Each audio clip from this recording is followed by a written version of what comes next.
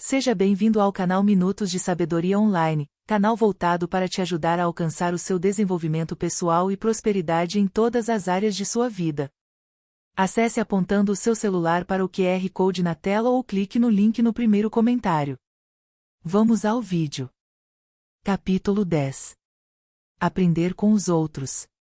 Mantenha o rosto voltado para o sol e não poderá ver a sombra. Helen Keller. Quando penso na minha infância, penso principalmente nos acontecimentos felizes. Às vezes essas lembranças parecem coisas que li em um livro no meu primeiro ano do ensino fundamental, na escola que reunia alunos de 6 séries em 2 salas. A escola tinha 2 professores, Patton Edwards e Gold Ball. Minha primeira lembrança da escola é o almoço. Minha mãe enchia uma lata de calda com leite e pão de milho, as colheres iam ali dentro também. Um dos meus irmãos mais velhos, Bob ou Jerry, colocava o recipiente de metal no riacho na frente da escola. A água ajudava a manter o leite fresco. Na hora do almoço, tirávamos a vasilha do riacho. O leite com pão era um bom almoço. Várias vezes tínhamos biscoitos com presunto ou geleia feitos por nossa mãe. A escola tinha banheiros do lado de fora, sem água corrente. Algumas coisas que pareciam difíceis naquela época hoje são engraçadas quando penso nelas. Por exemplo, quando eu estava no primeiro ano na escola de Dog Brent, um dos problemas era tirar água do poço. A escola tinha apenas um poço de água potável, e os meninos maiores pegavam água com um balde preso a uma corda e uma manivela. Percebi bem depressa que eu tinha um problema, porque a escola não fornecia copos de papel para se beber água. Notei que os outros alunos pegavam uma folha de papel e improvisavam um copo. A única coisa de que eu precisava era alguém para me ensinar a fazer o copo de forma que ele contivesse a água. Convenci um menino mais velho a demonstrar o processo, e essa se tornou uma primeira lição sobre aprender com os outros. Um bom amigo meu, o finado Charlie Tremendous Jones, costumava dizer que somos quem somos por causa das pessoas a quem nos associamos e dos livros que lemos. Você vai descobrir que pessoas bem-sucedidas normalmente são muito solícitas para ajudar quem procura planos para alcançar seus objetivos. Devemos usar a vida de outras pessoas como exemplo para nos inspirarmos com suas realizações e modelarmos nossa vida. Não só podemos aprender com os outros, como também pessoas bem-sucedidas têm prazer em ajudar, e você vai descobrir que é exatamente isso que elas fazem. Nossa vida passa por 3 estágios, o primeiro é aprender, o segundo é ganhar o sustento, e o terceiro é compartilhar. Esse terceiro estágio deve ser o melhor da vida. É o estágio em que você cria seu legado. Em 1999 eu trabalhava como banqueiro e dava um curso chamado Chaves para o Sucesso.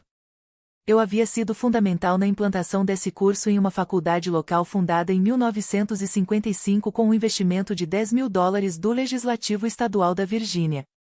Como membro do conselho da faculdade, compareci à formatura de 2005. Ouvi um orador comentar que aqueles $10 mil provavelmente foram o dinheiro mais bem gasto do Legislativo. A faculdade de Clean Valley, como era conhecida na época, era o único braço da Universidade da Virgínia. Em 1999 um pequeno grupo de cidadãos locais, todos ex-alunos da faculdade, foi à sede do governo estadual em Richmond para pedir ao legislativo a mudança do nome da faculdade de Clean Valley para algo que demonstrasse a conexão com a Universidade da Virgínia. Eu integrava esse grupo. Para a maioria dos envolvidos, a tarefa parecia impraticável, por várias razões. Primeiro, a Universidade da Virgínia foi fundada por nosso terceiro presidente, Thomas Jefferson, e é uma das mais conceituadas dos Estados Unidos. Muita gente da universidade não queria que uma pequena faculdade nas montanhas do sudoeste da Virgínia fosse confundida com a universidade. Até o conselho da Universidade da Virgínia se opunha com veemência à ideia, bem como muita gente ligada à faculdade de Clean Valley. Nós que fazíamos a solicitação considerávamos que a mudança de nome seria uma obra-prima de marketing. Um diploma da Universidade da Virgínia facilitaria muito a colocação dos alunos no mercado depois da formatura. Possíveis empregadores fora da região talvez não conhecessem a faculdade de Clean Valley, mas até um empregador no Brasil provavelmente conheceria a Universidade da Virgínia. Com relação ao recrutamento de estudantes para a faculdade, a mudança de nome seria um presente do céu. A mudança de nome exigia a aprovação legislativa da Virgínia. Dom Pippin, William Sturgill, J. Jack Kennedy e eu fomos a Richmond para tentar convencer os membros do Legislativo da importância da mudança de nome. Sem exceção, parecia que os representantes eleitos já haviam sido pressionados por diferentes pessoas em nome da Universidade da Virgínia para resistir a qualquer mudança. Lá estava todo o poder político de gente de prestígio associada à Universidade da Virgínia contra uma faculdade pouco conhecida nas montanhas. Era Davi e Golias. O Conselho de Regentes da Universidade da Virgínia, presidido por um renomado advogado de uma das maiores firmas de advocacia do estado, se opunha veementemente é pouco, assim como a esmagadora maioria dos alunos da instituição. Até alguns alunos e professores da faculdade de Clean Valley eram resistentes à mudança de nome. O que eles não viam eram os tremendos benefícios de trocar um nome desconhecido por um que demonstrasse a associação com a Universidade da Virgínia. Crença.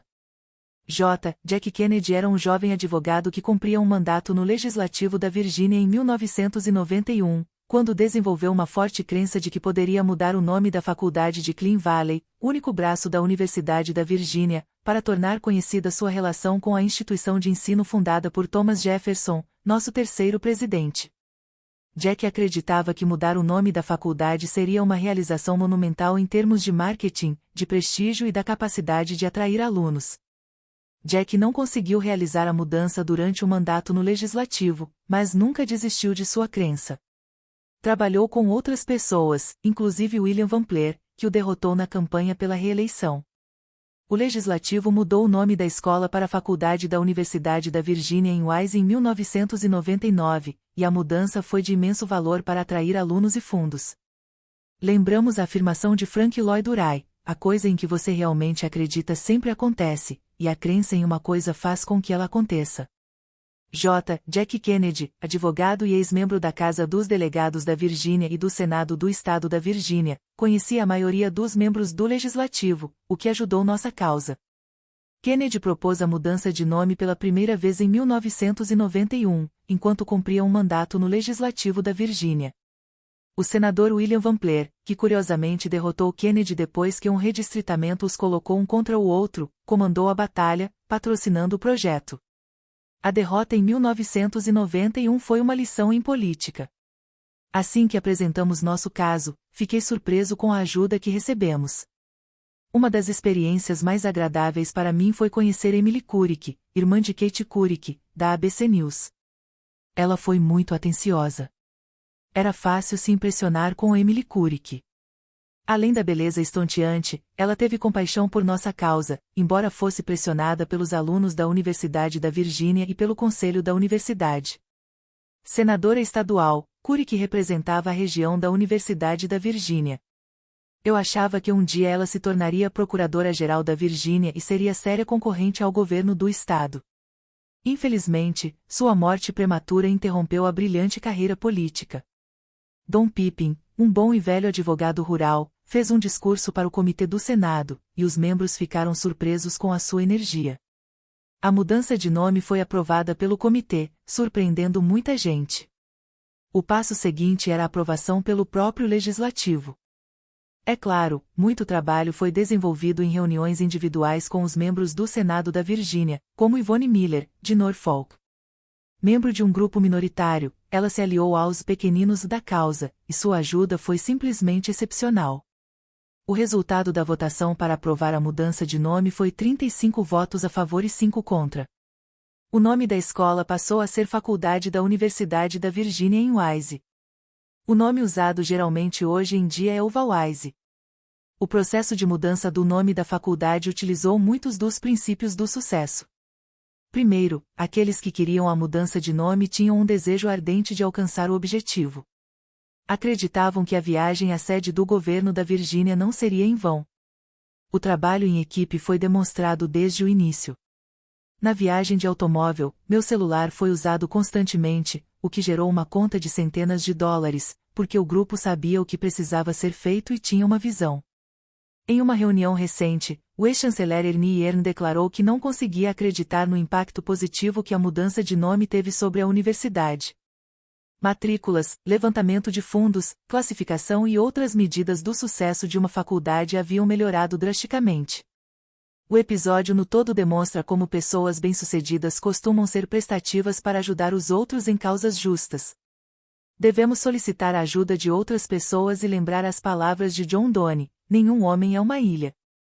É essencial que você peça ajuda e, da mesma forma, ajude quando puder. Pessoas bem-sucedidas costumam estar em posição de dar grande ajuda a outras, e muitas se dispõem a fazê-lo. Indivíduos bem-sucedidos realizam suas conquistas com a ajuda de outras pessoas, por isso, quando têm condições de ajudar, normalmente ficam felizes em fazê-lo. Durante o ensino médio, eu costumava cortar madeira para as minas e ainda me lembro dos números. O preço de venda da madeira era $0,08 por 30 centímetros, e os pilares tinham 2,1 metros de comprimento, a altura das minas subterrâneas de carvão, o que resultava em $0,56 por pilar de madeira. Cada vez que eu e meus dois irmãos mais velhos, Bob e Jerry, cortávamos 100 peças, com uma serra manual, tínhamos $56 para dividir entre nós. Nosso irmão mais novo, Danny, levava água para nós e recebia por isso. Isso é que é ser empreendedores autônomos. Nós éramos, embora não soubéssemos o que significavam as palavras. Depois que meu irmão mais velho concluiu o ensino médio, arrumou um emprego e se casou, consegui emprestar a ele o dinheiro para a entrada do financiamento de sua primeira casa graças aos meus vários empreendimentos dos tempos de escola. No começo da faculdade, tive vários empregos. Dirigia um ônibus escolar ganhando $76 por mês e trabalhava em um posto de combustível nos finais de semana, abastecendo, trocando óleo, lavando carros e fazendo o que mais fosse necessário. O trabalho no posto pagava $0,75 por hora, e eu era muito grato por isso. Trabalhei para Bob Adkins no posto Phillips 66 da cidade, e Bob é um bom amigo até hoje. Aprendi muito sobre as pessoas no trabalho. O que aprendi foi que cada trabalho era realmente uma bênção e rendia dividendos bem depressa, mas também aprendi a valiosa lição de que devemos nos comprometer com o emprego em que estamos no momento e sempre nos orgulharmos do que realizamos mediante trabalho árduo. Eu e meus irmãos aprendemos uma lição de persistência que nos acompanhou pela vida adulta. Nenhum trabalho deve ser considerado inferior a você e todos devem ser vistos como um ponto de partida. Empregos subalternos parecem insignificantes apenas quando você os aceita como uma situação sem saída e não tem esperança de um futuro melhor. Um desejo que é uma paixão permite que você realize mais do que faria se tivesse uma atitude desdenhosa com as oportunidades que se apresentam. Você também pode criar oportunidades melhores mantendo-se alerta para as que já existem. Vou dar um exemplo. Em um verão, ouvi o proprietário de uma pequena mina de carvão de pôneis falar sobre comprar trilhos de aço de uma mina de carvão perto da fronteira da Virgínia Ocidental. As minas de carvão de pôneis eram minas subterrâneas que usavam pôneis para puxar os carrinhos de carvão, pequenas carroças que pareciam vagões. O carvão extraído era posto nos carros, normalmente por trabalhadores usando grandes pás. O trabalho era sujo, muito duro, perigoso e oferecia uma chance mínima de progresso. Os carros corriam sobre trilhos de aço como os das ferrovias, mas muito menores, os trilhos facilitavam muito a movimentação dos carros, tornando muito mais fácil puxá-los do que arrastá-los pela terra, lama e água. Nos finais de semana, meu irmão e eu íamos à mina, alimentávamos os pôneis com feno e grãos e dávamos água fresca aos animais. Ruel Goad, proprietário da mina, costumava comprar trilhos de aço de minas que estavam sendo fechadas. Ele usava o material em sua mina ou vendia com algum lucro. Naquela ocasião, meus irmãos e eu nos oferecemos para ir à mina na Virgínia Ocidental e puxar o ferro que Goad tinha comprado. Meu irmão Bob tinha 18 anos, Jerry estava com 16, e eu com 14. Fomos à mina em um grande caminhão. Quando chegamos lá, a tarefa era simples, embora muito difícil. Não havia eletricidade no subsolo, por isso usamos lampiões. O trabalho era tirar os trilhos, que tinham de 4,5 a 7 metros de comprimento. O primeiro problema foi que os trilhos eram parafusados e cobertos por terra, água e lama, os parafusos estavam enferrujados. Usando ferramentas manuais, conseguimos afrouxar alguns deles e outros tiveram que ser serrados com uma lixa manual. O problema seguinte foi arrastar os trilhos e levá-los para o caminhão. Arrastar trilhos de aço por uma distância considerável era muito difícil. A mina de carvão tinha mais ou menos 1 metro de altura, o que significava que não podíamos ficar em pé, e isso tornava o trabalho mais árduo. Um homem velho e careca, pelo que me lembro, o sobrenome dele era Miller, viu o esforço que fazíamos e, embora não pudesse ajudar com o trabalho braçal, ofereceu uma solução. Cada trilho tinha furos nas extremidades para os parafusos. Miller disse que, quando era jovem, havia feito o que estávamos tentando fazer. Sugeriu que providenciássemos cordas, passássemos uma ponta pelos buracos, amarrássemos e depois usássemos a corda para puxar os trilhos para fora da mina. Ainda lembro de como o trabalho de puxar os trilhos para fora da mina subterrânea até o caminhão ficou mais fácil. Ao longo da vida, cada um de nós vai deparar com centenas de ocasiões nas quais poderá usar as experiências de outras pessoas em benefício próprio. A maioria dos jovens recebe algumas de suas melhores lições dos pais. Com frequência são coisas que os pais fizeram e que os ajudaram a criar o próprio legado. Essas lições são de tremenda importância, embora talvez só notemos ao relembrar os tempos de criança. Primeiro vou falar sobre meu pai. Era uma pessoa notável, embora tivesse estudado apenas até o 7º ano. Consigo me lembrar de muitos gestos de bondade que ele praticou sem esperar nada em troca.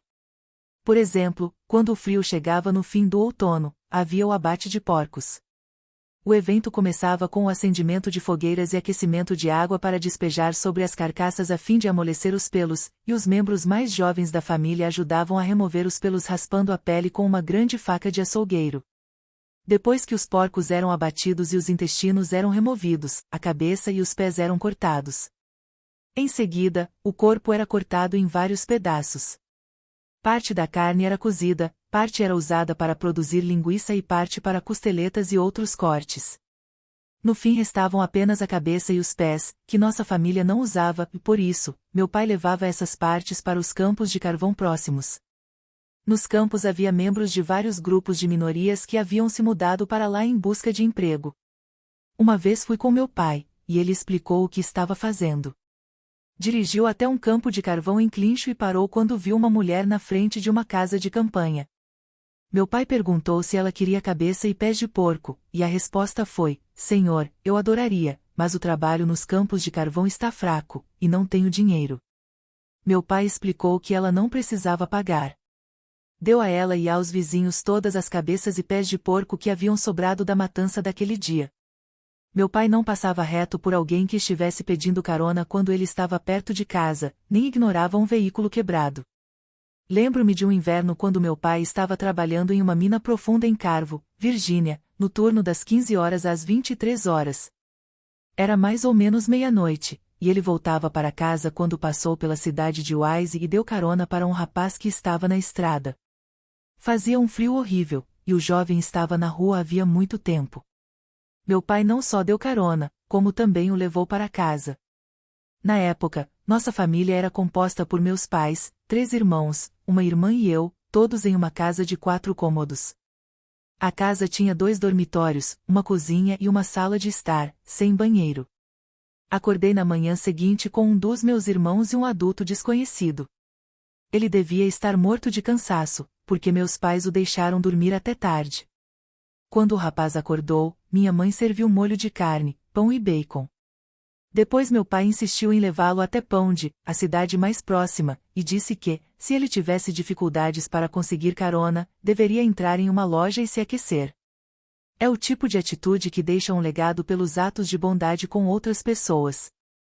Minha mãe, que tem 89 anos, pode ter estudado somente até o 7º ano, mas, como meu pai, sempre vê coisas que pode fazer pelas pessoas que a cercam todos os dias. Ela telefona para saber se os amigos idosos e os vizinhos estão bem, perguntar se tomaram o remédio e se precisam de ajuda. Ainda visita asilos diariamente e nunca perde uma chance de levar comida quando amigos ou vizinhos adoecem ou perdem alguém da família. Você não precisa ter dinheiro para deixar um legado, pode ter atitudes de bondade. Espero que cada um de nós faça a diferença aprendendo com os outros algumas maneiras de ajudar os necessitados. Eu aprendi que não é preciso olhar muito longe para ver alguém sobre quem podemos ter um impacto positivo. Gostou? Link do próximo capítulo na descrição.